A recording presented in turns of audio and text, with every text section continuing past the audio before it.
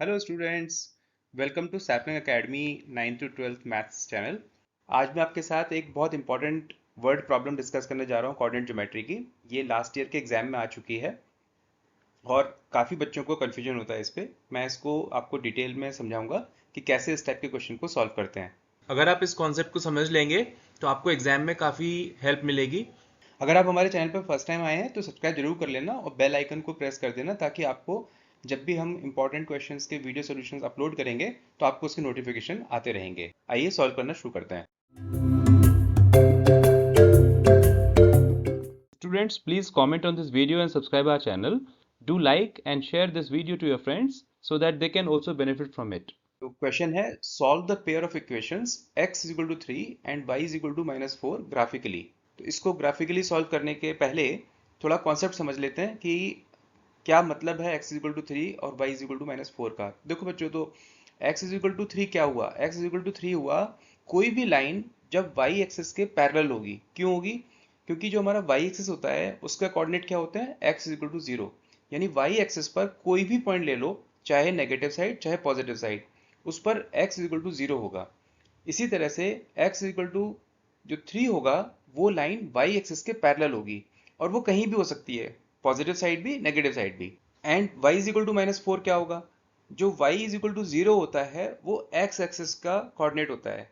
यानी x axis के ऊपर कोई भी कोऑर्डिनेट लिया जाएगा तो वो y इज इक्वल टू 0 होगा। Similarly y is equal to -4 क्या हुआ? ये लाइन x एक्सिस के पैरेलल होगी। तो ये कॉन्सेप्ट अगर आपने पकड़ लिया तो आप इस दोनों लाइन को आराम से ड्रॉ कर सकते हो। आइए इसे ग्राफ पेपर पे प्लॉट करके देखते हैं। ये हमने ले लिया x एक्सिस और y एक्सिस। इसके ऊपर ये हम पहली लाइन ड्रॉ करते हैं x इज इक्वल टू 3। तो देखो, जैसे मैंने कहा था ये y एक्सिस के पैरेलल होती है, तो हमने 3 पॉइंट पर x एक्सिस पर 3 पॉइंट पर हमने लाइन को ड्रॉ कर लिया। अब दूसरी लाइन हमारी y इज इक्वल टू -4, तो वो कहाँ पे लेंगे बच्चों? y कोऑर्डिनेट पर नेगेटिव साइड 4 पॉइंट्स लेके हम उस लाइन को ड्रॉ करते हैं। तो ये लाइन हमारी जाती है y इज इक्वल टू -4। अब x इज इक्वल टू 3 और y इज इक्वल टू -4, ये दोनों लाइन एक पॉइंट पर इंटरसेक्ट कर रही हैं। उसके कोऑर्डिनेट्स क्या होंगे? 3 एंड -4, यानी x पर 3 और y पर -4। तो ये हमारे कोऑर्डिनेट हो जाएंगे। ये हुआ हमारा intersection of these two lines and that becomes our solution of these two linear equations. और एक और चीज हुई, क्योंकि ये दोनों लाइन सिर्फ एक ही पॉइंट पर इंटरसेक्ट कर रही हैं, तो ये जो सॉल्यूशन हमारा निकला 3m-4, ये इसका यूनिक सॉल्यूशन होगा, सिंगल सॉल्यूशन होगा। इन दो लाइन के मल्टीपल सॉल्यूशंस नहीं होंगे। ठीक है, so that becomes our solution to this question. अगर आपको ये सॉल्यूशन क्लियर हुआ तो इस वीडियो को लाइक कर दो। अगर आपको थोड़ा भी लगा ये फास्ट गया है या मुझे नहीं समझ में आया, तो इस वीडियो को आप बैक करके फिर से सुन लो, ताकि आपको स्टेप्स क्लियर हो जाएं। अगर कोई डाउट है तो मुझे आप कमेंट में लिख सकते हैं। अगर ये वीडियो पसंद आया तो इसको लाइक कर देना और अपने फ्रेंड्स को शेयर करना मत भूलना, ताकि उनको भी इस क्वेश्चन का आंसर मिल जाए। ठीक है, आइए समरी कर लेते हैं। तो पहले हमने लाइन x इक्वल टू 3 को ड्रॉ किया, फिर हमने लाइन y इक्वल टू -4 को ड्रॉ किया, और ये चूंकि इंटरसेक्शन पॉइंट हमारा 3 -4 आया, that becomes our solution 3 -4। And since this is the only intersection point, so this becomes a unique solution.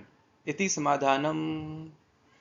Exam में इस क्वेश्चन को कैसे हमें स्टेप बाय स्टेप लिखना है, इसके लिए ये मैंने QR कोड आपको दिया है, इसको स्कैन करके आप देख लेना कि किस तरह से इसको लिखा जाता है अपने एग्जाम पेपर में, ताकि आपको कोई भी मार्क ना कटे और आप इसके फुल स्कोर ले सकें। कोऑर्डिनेट ज्योमेट्री पर और दूसरे क्वेश्चंस करने के लिए, जैसे इसी से रिलेटेड क्वेश्चंस आते हैं कंसिस्टेंसी और नॉन कंसिस्टेंसी से रिलेटेड, तो उन क्वेश्चंस को भी आप सॉल्व करके देख सकते हैं। यहाँ पर आपको सारे वीडियो सोल्यूशन के स्टडीज मिल जाएंगी। इसका QR कोड मैंने दे दिया है, आप उसे स्कैन करके चेक कर लीजिए और इस टॉपिक के ऊपर अपनी ग्रिप बना लीजिए। अगर आप हमारे चैनल पर फर्स्ट टाइम आए थे तो सब्सक्राइब जरूर कर लेना और बेल आइकन को प्रेस कर देना, ताकि आपको जब भी हम कोई इंपॉर्टेंट क्वेश्चन या केस स्टडी का सोल्यूशन अपलोड करेंगे तो आपको उसके नोटिफिकेशन रेगुलरली मिलते रहें। Wish you all the best बच्चों, जल्दी मिलते हैं एक नए इंपॉर्टेंट क्वेश्चन के वीडियो सोल्यूशन के साथ। सी यू, बाय बाय।